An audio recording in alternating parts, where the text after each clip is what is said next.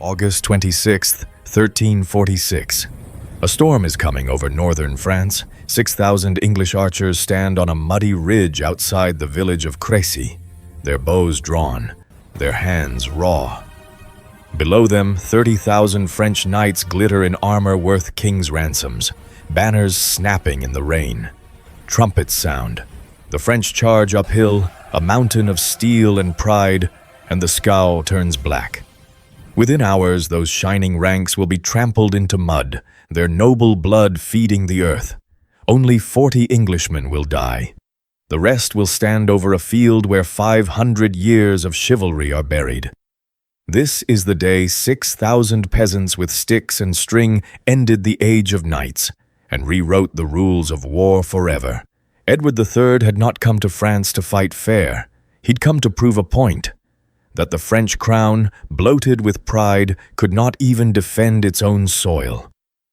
His army had landed weeks earlier at Normandy, just 15,000 men, a fraction of what France could summon, and yet they moved like fire. Villages burned behind them, bridges fell, and smoke marked their trail all the way from the coast to the Seine. It wasn't war in the chivalric sense, it was a message written in ash: you cannot protect your people. Edward's men called it a chevauchée, a licensed rampage. They looted towns, burned crops, slaughtered livestock, and left nothing of value standing. To the peasants who watched, it was terror. To Edward, it was strategy. And as the French scrambled to gather their forces, the English kept moving north, trying to reach Calais, the one safe port under English control. Behind them, King Philip VI was assembling what chroniclers would call the largest host in Christendom, 30,000 men, including 12,000 armored knights, 2 kings, and a constellation of dukes and princes. Each one certain that this would be the day England was humbled. Among them rode mercenaries from Genoa, crossbowmen famed across Europe, and entire courts of noblemen glittering with heraldry. Edward's scouts brought word. The French were closing fast. His men were exhausted, their boots worn through by weeks of marching and burning. Supplies were dwindling. The easy raids were over. Ahead was a real army, the might of medieval Europe. And yet, the English king didn't panic. He found a hill near a small stream outside a village called Crécy and chose it for his stand. It wasn't grand, just rolling farmland turned to muck by rain. But from that ridge he could see every approach. He ordered his army to stop, rest, and dig in. Then he made a decision that stunned his own commanders. He told his knights to dismount, to fight on foot, shoulder to shoulder with archers and infantry, to give up the thunder of hooves that had defined knighthood for centuries. It was a heresy against chivalry, nobles fighting like peasants, but Edward saw what the French could not. This would not be a battle of titles or bloodlines. It would be a battle of range, of discipline, and of mud. That night, the English camp was quiet. Archers rubbed beeswax into their bowstrings to keep them dry. Men sharpened stakes and hammered them into the wet earth, angling them toward where the cavalry would come. Fires burned low, muffled against the wind. Edward walked among his men, calm, speaking softly, the way only a commander certain of his ground can. Behind him, the smoke of their own destruction still hung in the air, and ahead of them, the greatest army in Europe was marching toward the end of its age. By dawn, the French host was on the move, a river of armor spilling through the valleys of northern France. Dust rose from tens of thousands of hooves. Banners of blue and gold caught the sunlight. Priests rode among the nobles, blessing them with holy water, confident they were marching toward divine vengeance. Ahead lay the English, cornered, outnumbered, and, in French eyes, already defeated.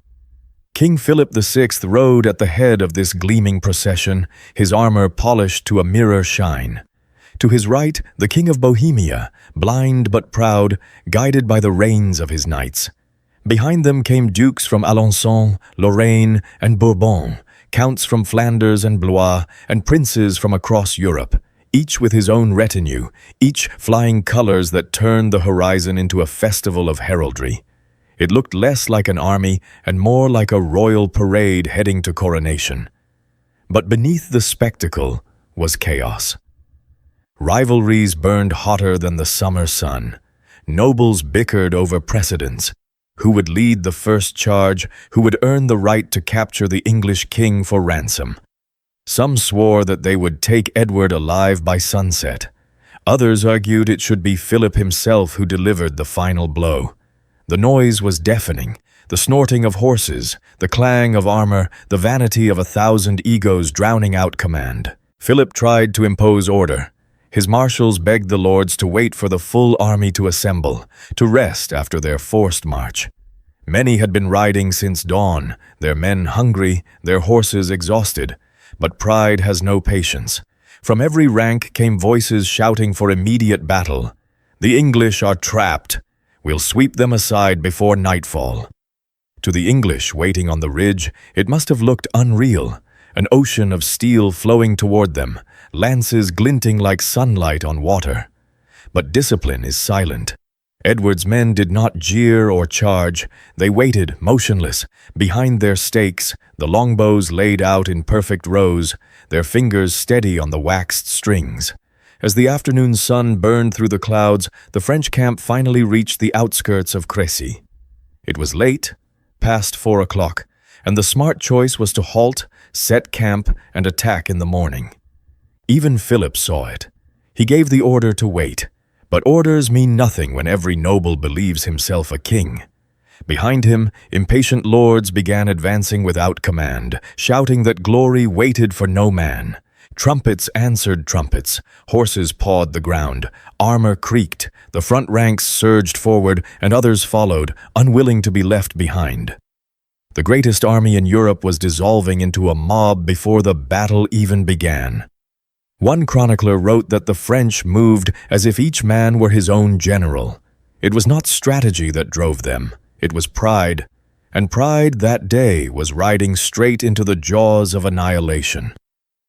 On the ridge at Crécy, the English line stood silent. No drums, no horns, no speeches, just the rustle of wind through bowstrings and the soft thud of boots pressing into mud. From a distance they looked fragile. A few thousand men surrounded by sharpened stakes, waiting to be swallowed by history. But Edward's formation was a machine disguised as stillness. He had divided his force into 3 wedges, the Black Prince commanding one, the Earl of Northampton another, and Edward himself holding the rear. Between these divisions, archers formed wide V-shaped wings, angled so their arrows would overlap in deadly crossfire. Behind them, small ditches and wooden palisades carved the slope into killing lanes. There was no grandstand courage here. It was geometry, patience, and precision. As the sun dipped lower, dark clouds gathered over the field. Thunder rolled somewhere beyond the hills, and then rain. Heavy, cold, unrelenting. English archers calmly unstrung their bows and tucked the strings beneath their helmets and cloaks, sheltering the twisted cords from moisture. The French, still advancing in splendor, laughed at the sight. To them, it looked like weakness, as if the English were surrendering their only weapon. But across the field, the Genoese crossbowmen were not laughing. Their weapons, wound by cranks and gears, were deadly but delicate. The rain soaked their hemp strings, stretching them limp, ruining their tension. Without dry strings or their tall pavis shields, which had been left far behind with the baggage train, their advantage vanished before the battle even began. The storm passed quickly, leaving the ground slick and shining like glass. The air was heavy with the smell of wet earth and horse sweat. Mist rose from the valley where the French host waited, restless and boiling. Trumpets blared.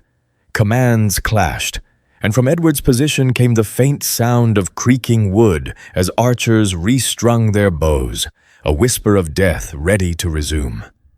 Philip VI wanted to delay the attack until morning, to let the mud dry and his troops rest. But his words were lost in the roar of ambition. Nobles were already forming lines, lowering lances, spurring horses forward through the muck. One chronicler wrote that the king shouted, "Wait! Wait for the banners!" But no one waited. The first charge had already begun. From the English ridge, the sight was almost unreal. Thousands of crossbowmen advancing first, their armor glinting, their banners snapping, their shouts rising over the wind.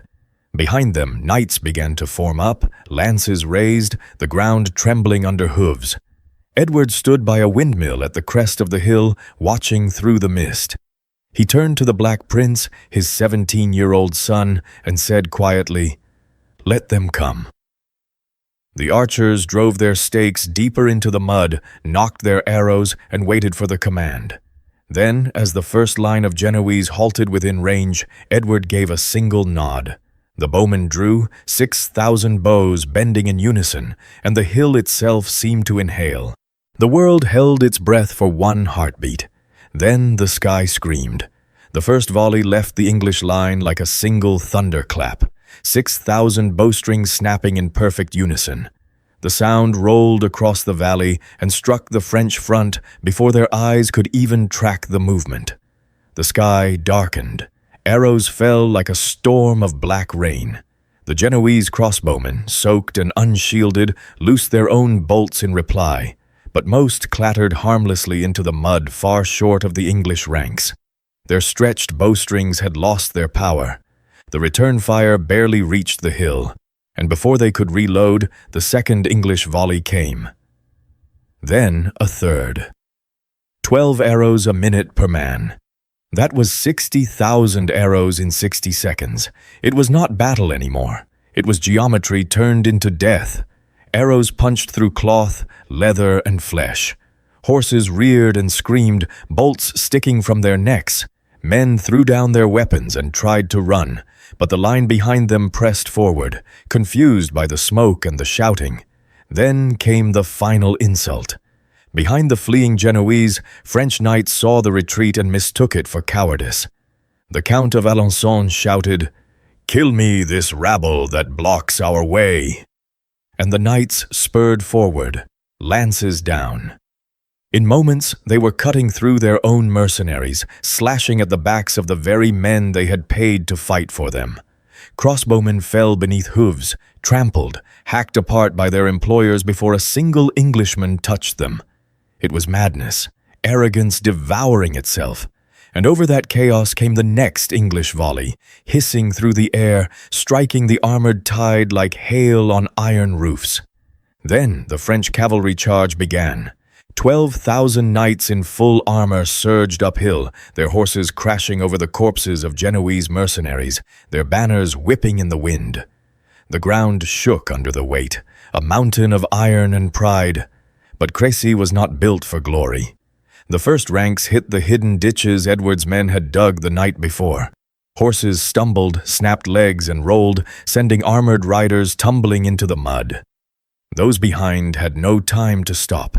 They crashed into the fallen, piling into a wall of thrashing beasts and shattered armor. The charge broke apart before it even reached the English lines. Still, the archers did not stop.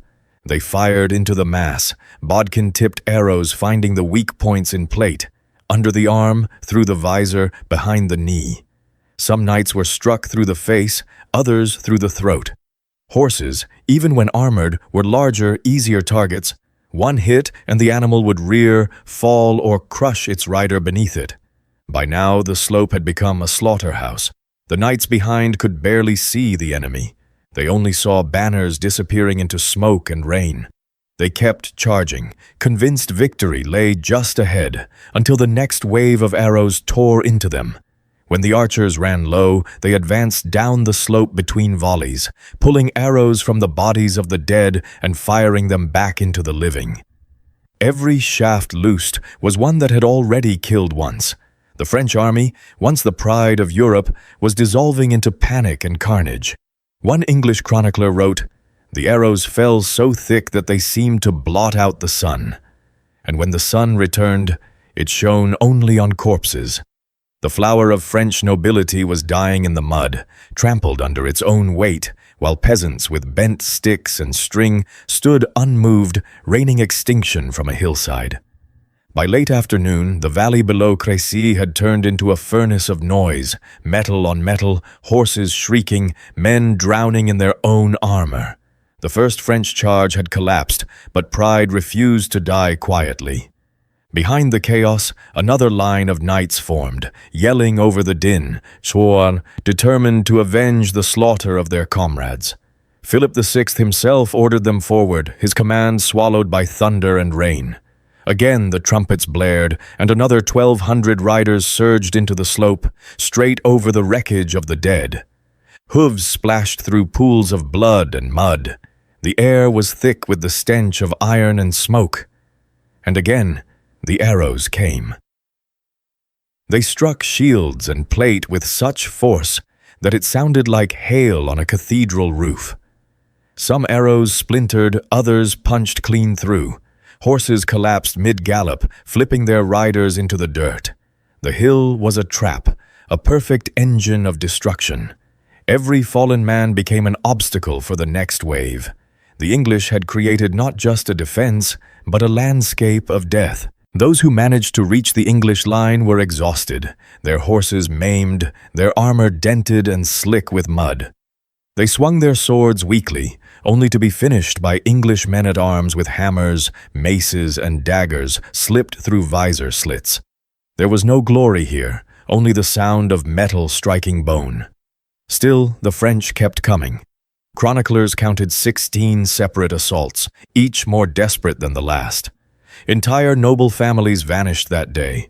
Brothers, cousins, fathers, and sons all charging together and dying together. A duke would fall, then his banner-bearer, then the squire who had grown up at his side. By the sixth charge, the French army was fighting itself, knights trampling their own wounded in blind fury, desperate to prove that chivalry could not be killed by wooden peasants. But the mud did not care. It pulled men down like a living thing. A dismounted knight in 60 pounds of plate was as helpless as a drowning man.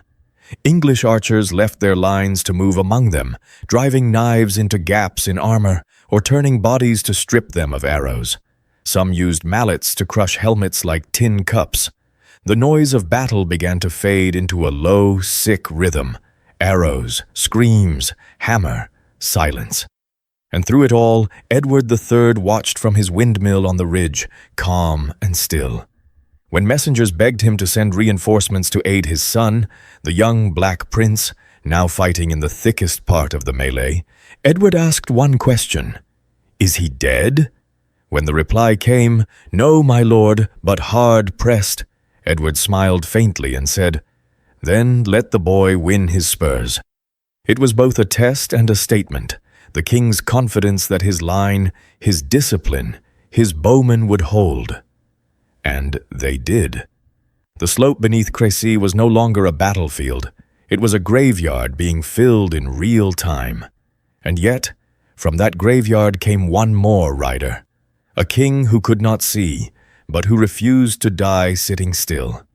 The blind monarch of Bohemia, and the final symbol of chivalry's doomed defiance, was preparing to charge. As dusk crept over the blood-soaked field, the French banners sagged, their silks heavy with rain and smoke. The cries of the wounded drowned beneath the hiss of arrows still falling from the ridge. Horses without riders wandered aimlessly through the corpses. The battle was over, but not for everyone.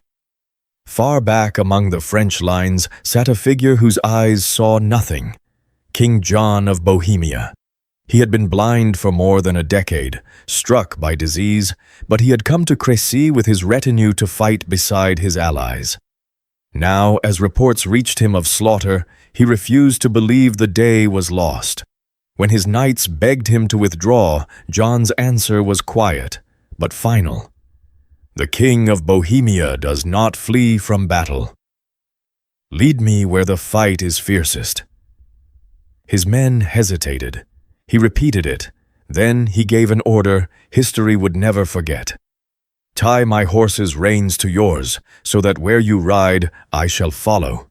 One by one, his knights rode forward and bound their bridles together. Then, without sight, the blind king spurred his horse and began to charge, straight into the heart of the storm. Across the slope, English archers paused when they saw the strange line of riders moving toward them, tethered like a single beast. They fired anyway. Arrows hammered the armored mass, tearing through horseflesh, punching against steel. Still, the blind king pressed on. He could not see the arrows or the firelight or the corpses beneath him, but he could hear the screams, the clash of steel, the song of war that had been his entire life. Some said he shouted as he rode, "For God and St. George." Others claimed he rode in silence, his sword swinging in perfect circles, guided only by memory. It didn't matter. Within moments, the charge vanished into the dark. When the battle finally ended and the English searched the field by torchlight, they found him. The King of Bohemia lay among his knights, their horses still tied together by the reins. His sword was in his hand. His visor was open. His blind eyes faced the sky. Edward III, when told of the discovery, ordered his body carried away with honor. His 17-year-old son, the Black Prince, was so moved that he took the blind king's emblem, 3 white ostrich feathers and the motto, Ich dien, I serve. It remains the badge of the Prince of Wales to this day. The Battle of Crécy was decided. The greatest cavalry force in Europe had been broken by peasants with bows. Yet, amid the ruin, the blind king's last ride became legend, not for victory, but for the courage to die standing, while the rest of nobility drowned in pride and mud. By nightfall, the rain had returned. The English held their lines in silence, listening to the groans below. They did not cheer. They did not chase. They simply waited for dawn to reveal what they already knew, that they had ended an age. When the first light of dawn crept over Crécy, the scale of what had happened became clear. The valley below the English ridge was not a battlefield anymore. It was a graveyard, stretching as far as the eye could see. Broken lances jutted from the mud like thorns. Horses lay heaped in mounds, their armor half sunk in blood and rainwater. The once brilliant banners of France hung torn and blackened, tangled around the dead who had carried them. Chroniclers say the English moved cautiously at first, unsure it was over. For hours, not a sound rose from the French lines, only the caw of crows already gathering overhead. Then, as the fog thinned, they saw the truth. Thousands of nobles, dukes, counts, princes, all fallen. The Count of Flanders, the Duke of Lorraine, the Count of Blois, 11 princes in all, nearly 1,500 knights of noble birth. Edward III's men stood in disbelief. They had expected death, maybe defeat, but not this, not an entire generation of France's ruling class lying broken before them. The English losses, 40 men, 2 knights among them. It defied reason. Some whispered it was divine judgment. Others said the French had simply been blind, blind with arrogance, blind to the future taking shape around them. Peasants from nearby villages crept onto the field once the armies had gone, picking through the wreckage. They found rings, daggers, purses, and gold sewn into doublets. Armor worth more than their farms lay abandoned because it was too heavy to carry. Many became rich overnight, walking away with fortunes from corpses that had once looked down on them. The English buried their dead in small, shallow pits. The French were left where they fell. For days the air reeked of rot. Chroniclers wrote that crows grew so fat they could not fly. They hopped from body to body, gorged on princely flesh. Wolves came from the forests at night. No one stopped them. From the ridge, Edward looked out over the ruin and ordered a single prayer of thanksgiving. Not triumph, just quiet awe. The archers who had once been despised as commoners stood in silence, surrounded by the armor of men who had called them worthless. In the space of an afternoon, the pyramid of medieval power had been turned upside down. News of Crécy reached Paris days later. The capital went into mourning. Whole families of nobles had vanished. Regions were left without rulers. The French court called it a tragedy beyond comprehension, but Edward's chroniclers gave it a different name: a reckoning. The message was unmistakable. Chivalry, that sacred belief that courage and noble blood could overcome anything, had died in the mud of Crécy, and the men who killed it were peasants who practiced archery after church on Sundays. In the weeks that followed, the shock rippled through every court in Europe. Crécy wasn't just a defeat, it was an extinction event. For 500 years, the armored knight had ruled the battlefield, his word and lineage unchallenged. But here, on a nameless ridge in northern France, that myth had been shattered by mathematics. 6,000 archers with 10-shilling bows had erased 1,000 years of privilege in a single afternoon. The French nobility tried to make sense of it. Some blamed the Genoese mercenaries. Others blamed the rain. But none dared admit the truth, that courage had met calculation and courage had lost. The longbow had turned warfare into arithmetic, rate of fire, range, and preparation. And for the first time, victory no longer belonged to the man born to it, but to the one who trained for it. France would learn, slowly, painfully. 10 years later, at Poitiers, they made the same mistake again, charging uphill into English arrows. Another king captured, another field of corpses. It took a century before the lesson of Crécy finally took root. That discipline beats pride, and that technology, once unleashed, never bows to tradition. Even the longbow's reign was brief. Within another 100 years, gunpowder would make it obsolete. The weapon that had ended knighthood would itself be outmoded by progress. But its shadow remained long and cold. For those who walked the field afterward, the silence was unforgettable. Armor still gleamed under the gray light, faces unrecognizable, hands frozen around sword hilts. The air still smelled of iron and rain. Somewhere in that silence, a truth had taken hold, that no title, no ancestry, no divine right could make a man bulletproof to the future. And so Crécy passed into legend. Not for its blood, but for what it killed. The idea that nobility could outlast innovation. The age of chivalry died not in betrayal, but in proof. That peasants with patience could unmake kings. When historians look back, they don't just see a battle.